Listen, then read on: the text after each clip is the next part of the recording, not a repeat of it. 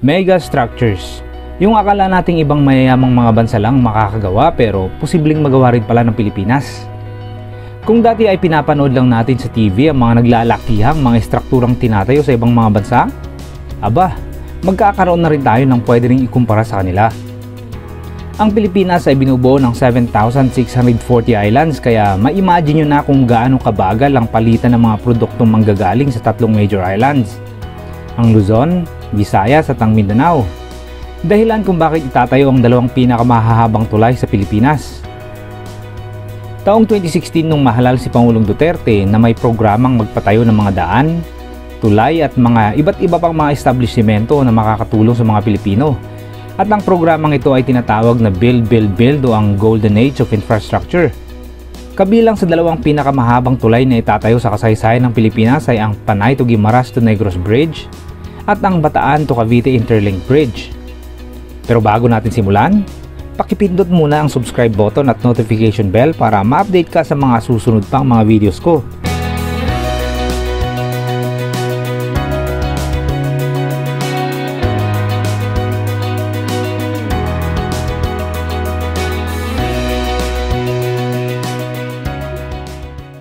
Una sa ating listahan ay ang Panay to Guimaras to Negros Bridge. Ang Panay to Guimaras to Negros Bridge ay ang pinakamahabang itatayong tulay sa Pilipinas na may habang 32.47 kilometers na mas mahaba ng konti sa Bataan to Cavite Interlink Bridge na may habang 32.15 kilometers. Ang tulay na ito ay dudugtong sa Panay to Guimaras at Negros. Ang Panay to Guimaras to Negros Bridge ay nahahati sa dalawang bahagi.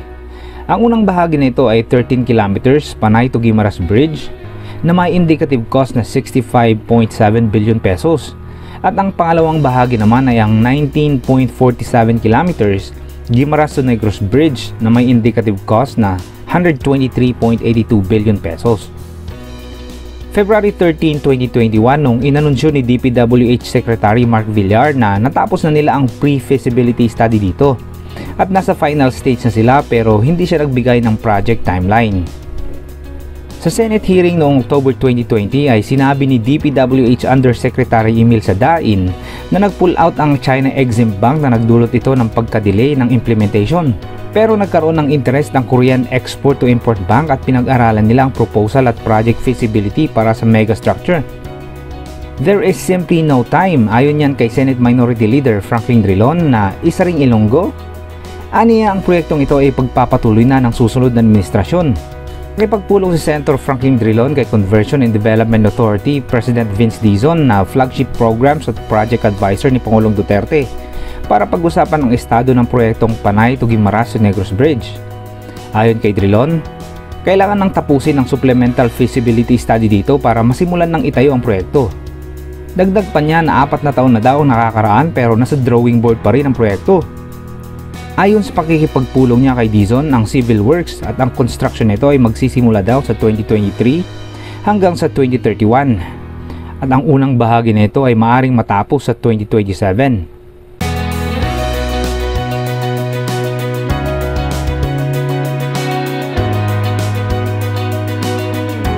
Pangalawa naman sa listahan ay ang Bataan to Cavite Interlink Bridge.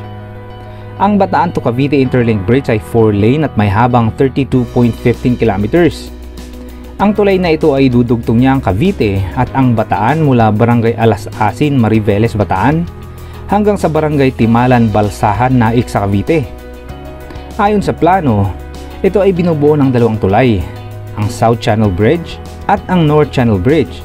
Sa haba niyang 32.15 kilometers, ito na ang pangalawang pinakamahabang itatayong tulay sa Pilipinas na tatawid sa tubig o sa dagat. Sa kasalukuyan, ang San Juanico Bridge ang pinakamahabang tulay na tatawid sa tubig at may habang 2.16 kilometers ang haba. Ang vision sa construction ng tulay na ito ay mula pa noong 1987 at proposal ito ni dating congressman ng 1st District ng Bataan na si Felicito Payumo na tinatawag niyang Trans-Manila Bay Crossing, ngunit hindi rin ito masyado pinansin. Taong 1998 to 2004 nung siya ay naging chairman and administrator of Subic Bay Metropolitan Authority or SBMA at muli nitong binuhay ang usaping Trans-Manila Bay Crossing. Dalawang Japanese firms ang nagsagawa ng feasibility study dito at ang proposal ay isang bridge tunnel link. Ang bridge tunnel link ay kombinasyon ng tulay at tunnel. Ang halimbawa na ito ay ang Oresan Connection Bridge Tunnel Link. Ngunit hindi rin ito pinagpatuloy. Taong 2016 noong mahalal si Pangulong Duterte, kasagsagan ng mga reklamo sa traffic congestion sa Metro Manila at muling binuhay ang dating proposal ni Felicito Payumo para makatulong ma-decongest ang trapiko.